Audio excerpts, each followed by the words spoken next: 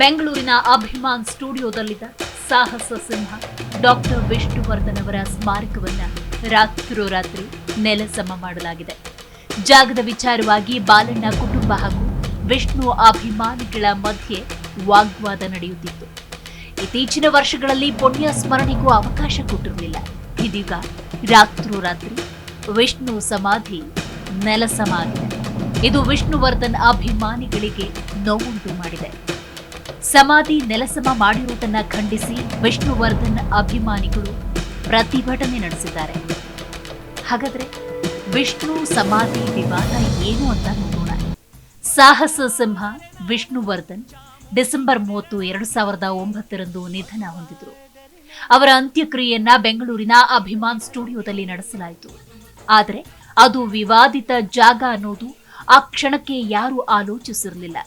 ಸಮಾಧಿ ಮಾಡಿದ ಬಳಿಕ ಸ್ಮಾರಕ ನಿರ್ಮಾಣ ಮಾಡಬೇಕು ಅನ್ನೋ ಕೂಗು ಕೇಳಿಬಂತು. ಅಭಿಮಾನಿ ಹಾಗೂ ಕುಟುಂಬದವರು ವಿಷ್ಣು ಸ್ಮಾರಕ ನಿರ್ಮಾಣಕ್ಕೆ ಸರ್ಕಾರವನ್ನ ಒತ್ತಾಯಿಸಿದರು. ಅಂತೆಯೇ 2010-11ರ ಬಜೆಟ್ನಲ್ಲಿ ರಾಜ್ಯ ಸರ್ಕಾರ 11 ಕೋಟಿ ರೂಪಾಯಿ ಅನುದಾನ ಘೋಷಣೆ ಮಾಡಿತು. ಆದರೆ ಅಭಿಮಾನ್ ಸ್ಟುಡಿಯೋ ಜಾಗದಲ್ಲಿ ವಿಷ್ಣು ಸ್ಮಾರಕ ನಿರ್ಮಾಣಕ್ಕೆ ಹಿರಿಯ ನಟ ಬಾಲಕೃಷ್ಣ ಕುಟುಂಬ ತೀವ್ರ ವಿರೋಧ ವ್ಯಕ್ತಪಡಿಸಿತು. ಹಾಗಾದ್ರೆ ಯಾಕೆ ವಿರೋಧ? ಅಭಿಮಾನ್ ಸ್ಟುಡಿಯೋಗೆ ಸಂಬಂಧಿಸಿದ ಪ್ರಕರಣ 2004ರಿಂದಲೇ ಕೋರ್ಟ್ನಲ್ಲಿತ್ತು. ಬಾಲಣ್ಣ ಅವರು ಅಭಿಮಾನ್ ಸ್ಟುಡಿಯೋಗೆ ಅಂತ 20 ಎಕರೆ ಜಾಗ ಪಡೆದಿದ್ರು. ಆದರೆ ಅದರಲ್ಲಿ ಬಾಲಣ್ಣ ಕುಟುಂಬ 10 ಎಕರೆ ಮಾರಿ ಉಳಿದ 10 ಎಕರೆಯಲ್ಲಿ ಸ್ಟುಡಿಯೋ ಅಭಿವೃದ್ಧಿ ಮಾಡ್ತೇವೆ ಎಂದಿತ್ತು. ಆ ಸಂದರ್ಭದಲ್ಲಿ ಸ್ಟುಡಿಯೋ ಅಭಿವೃದ್ಧಿ ಆಗಿಲ್ಲ. ಅಂದ್ರೆ ಸರ್ಕಾರಕ್ಕೆ ವಶಪಡಿಸಿಕೊಳ್ಳುವ ಅಧಿಕಾರವಿತ್ತು. ಆದರೆ ಸ್ಟುಡಿಯೋ ಅಭಿವೃದ್ಧಿಯೂ ಆಗಿಲ್ಲ. ಸರ್ಕಾರವು ಆ ಜಾಗವನ್ನ ವಶಪಡಿಸಿಕೊಳ್ಳಲಿಲ್ಲ. ವಿಷ್ಣುವರ್ಧನ್ ನಿಧನದ ನಂತರ ಅಭಿಮಾನ್ ಸ್ಟುಡಿಯೋ ಬಳಿ ಸಮಾಧಿ ಮಾಡಲಾಯಿತು. ಅದಕ್ಕೆ ಬಾಲಣ್ಣ ಕುಟುಂಬ ತೀವ್ರ ವಿರೋಧ ವ್ಯಕ್ತಪಡಿಸಿತು. ಈ ಸ್ಟುಡಿಯೋ ಜಾಗ ವ್ಯಾಜ್ಯದಲ್ಲಿರುವುದೇ ಸ್ಮಾರಕ ನಿರ್ಮಾಣಕ್ಕೆ ಹಿನ್ನಡೆಗೆ ಕಾರಣವಾಯಿತು. ಸ್ಟುಡಿಯೋ ಕಾರ್ಯನಿರ್ವಹಣೆಯ ಸಂಬಂಧ ಸರ್ಕಾರ ತನಿಖೆ ನಡೆಸಿತು. ಈ ಸಂದರ್ಭದಲ್ಲಿ ತನಿಖಾ ತಂಡ ಸ್ಟುಡಿಯೋದ 10 ಎಕರೆ ಭೂಮಿಯನ್ನ ಮುಟ್ಟುಗೋಲು ಹಾಕಲು ಸೂಚಿಸಿತು. ಈ ಸಂದರ್ಭದಲ್ಲಿ ನಟ ಬಾಲಕೃಷ್ಣರ ಮಕ್ಕಳಿಂದ ಭೂಮಿ ಪರಭಾರಿಯ ಸೂಕ್ತ ದಾಖಲೆಗಳನ್ನಾಗಲಿ ದೃಢೀಕರಣ ಪತ್ರವನ್ನಾಗಲಿ ಮಾಡಿಸಿಕೊಳ್ಳದೆ ಎಡವಿತು. ಈ ಅವಕಾಶ ಬಳಸಿಕೊಂಡ ಬಾಲಕೃಷ್ಣ ಮಕ್ಕಳು 28/9/2015ರಲ್ಲಿ ಸರ್ಕಾರದ ಮುಟ್ಟುಗೋಲು ಆದೇಶದ ವಿರುದ್ಧ ಕೋರ್ಟ್ ಮೆಟ್ಟಿಲೇರಿಬಿಟ್ರು. ಕೊನೆಗೆ ಸರ್ಕಾರದ ವಿರುದ್ಧವೇ ಬಾಲಣ್ಣ ಕುಟುಂಬ ತಡೆಯಾಜ್ಞೆ ತಂದಿತು. ಹೀಗಾಗಿ ಬಾಲಕೃಷ್ಣ ಕುಟುಂಬದವರ ನಿರ್ಧಾರಗಳಿಂದಾಗಿ ವಿಷ್ಣು ಸ್ಮಾರಕ ನಿರ್ಮಾಣಕ್ಕೆ ಅಡ್ಡಿ ಉಂಟಾಯಿತು. ಬಾಲಣ್ಣ ಮಗಳು ಗೀತಾ ಬಾಲಿ ಆಸ್ತಿ ಮಾರಾಟ ವಿಚಾರದಲ್ಲಿ ಆಕ್ಷೇಪವಿದ್ದ ಕಾರಣ ಸರ್ಕಾರ ಅಂಬರೀಶ್ ಯಾರೇ ಪ್ರಯತ್ನ ಪಟ್ಟರೂ ಆಗಲೇ ಇಲ್ಲ.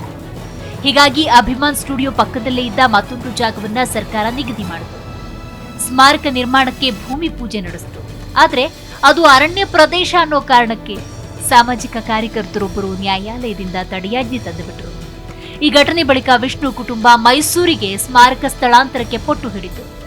ಇದರ ಮಧ್ಯೆ ಅಭಿಮಾನಿಗಳು ಅಭಿಮಾನ್ ಸ್ಟುಡಿಯೋದಲ್ಲೇ ಸ್ಮಾರಕ ಆಗಲಿ ಅಂತ ಪಟ್ಟು ಹಿಡಿದರು.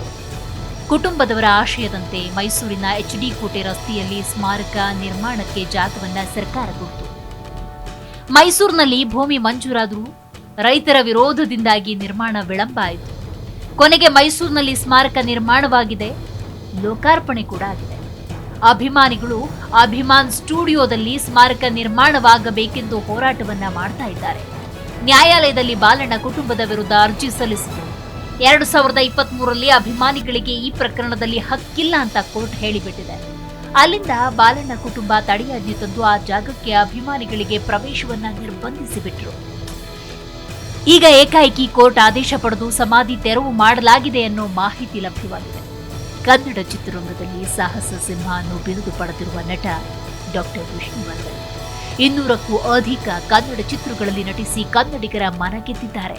ಆದರೆ ತಮ್ಮ ನೆಚ್ಚಿನ ನಟನ ಸಮಾಧಿ ತೆರವು ಮಾಡಿರುವುದರಿಂದ ಆಘಾತಕ್ಕೆ ಒಳಗಾಗಿರುವ ವಿಷ್ಣು ಅಭಿಮಾನಿಗಳು ರಾಜ್ಯ ಸರ್ಕಾರ, ಪೊಲೀಸ್ ಇಲಾಖೆ ಹಾಗೂ ಚಲನಚಿತ್ರ ವಾಣಿಜ್ಯ ಮಂಡಳಿ ವಿರುದ್ಧ ಆಕ್ರೋಶ ಹೊರಹಾಕಿದ್ದಾರೆ. ಅಭಿಮಾನಿಗಳ ವಿರೋಧದ ನಡುವೆ ಕನ್ನಡದ ಖ್ಯಾತ ನಟ ಡಾಕ್ಟರ್ ವಿಷ್ಣುವರ್ಧನ್ ಸಮಾಧಿಯನ್ನ ತೆರವುಗೊಳಿಸಿದ್ದು, ಇದಕ್ಕೆ ಅಭಿಮಾನಿಗಳು ತೀವ್ರ ಆಕ್ಷೇಪ ಹೊರಹಾಕಿದ್ದಾರೆ. ಹೈಕೋರ್ಟ್ ಸೂಚನೆಯ ಮೇರೆಗೆ ನಗರದ ಕೆಂಗೇರಿ ಬಳಿಯ ಅಭಿಮಾನ್ ಸ್ಟುಡಿಯೋದಲ್ಲಿದ್ದ ವಿಷ್ಣುವರ್ಧನ್ ಸಮಾಧಿಯನ್ನ ರಾತ್ರೋರಾತ್ರಿ ತೆರವುಗೊಳಿಸಿಬಿಟ್ಟಿದ್ದಾರೆ. ಇನ್ನು ಮೈಸೂರಿನಲ್ಲಿ ಈಗಾಗಲೇ ಒಟ್ಟು 2.75 ಎಕರೆ ಪ್ರದೇಶದಲ್ಲಿ ವಿಷ್ಣು ಸ್ಮಾರಕ ನಿರ್ಮಾಣ ಮಾಡಲಾಗಿದೆ. ವಿಷ್ಣುವರ್ಧನ್ ಸಿನಿಮಾದಲ್ಲಿದ್ದ ಪ್ರಶಸ್ತಿಗಳು ಸ್ಮಾರಕದ ಮ್ಯೂಸಿಯಂನಲ್ಲಿವೆ. ವಿಶೇಷವಾದ ವಿಷ್ಣು ಪುತ್ಥಳಿಯನ್ನ ನಿರ್ಮಿಸಲಾಗಿದೆ. ನಟನ ಚಿತ್ರರಂಗ ಪ್ರಯಾಣದ ಗ್ಯಾಲರಿ, ವಿಷ್ಣು ಅವರ ಅಪರೂಪದ 600ಕ್ಕೂ ಹೆಚ್ಚು ಫೋಟೋಗಳು, ಅವರು ಬಳಸ್ತಾ ಇದ್ದ ವಸ್ತುಗಳು, ಬಟ್ಟೆ ಇದೆಲ್ಲವನ್ನ ಇಲ್ಲಿ ನೋಡಬಹುದು. ಮಾಜಿ ಸಿಎಂ ಬಿಎಸ್ ಯಡಿಯೂರಪ್ಪ ಅವರು ವಿಷ್ಣುವರ್ಧನ್ ಸ್ಮಾರಕಕ್ಕೆ 2020 ಸೆಪ್ಟೆಂಬರ್ 15ರಂದು ಶಂಕುಸ್ಥಾಪನೆ ನೆರವೇರಿಸಿದರು. ವಿಷ್ಣು ಸ್ಮಾರಕದಲ್ಲಿ 2 ಕ್ಲಾಸ್ ರೂಮ್ ಕೂಡ ನಿರ್ಮಾಣ ಮಾಡಲಾಗಿದ್ದು ಆಡಿಟೋರಿಯಂ ಕೂಡ ಇದೆ.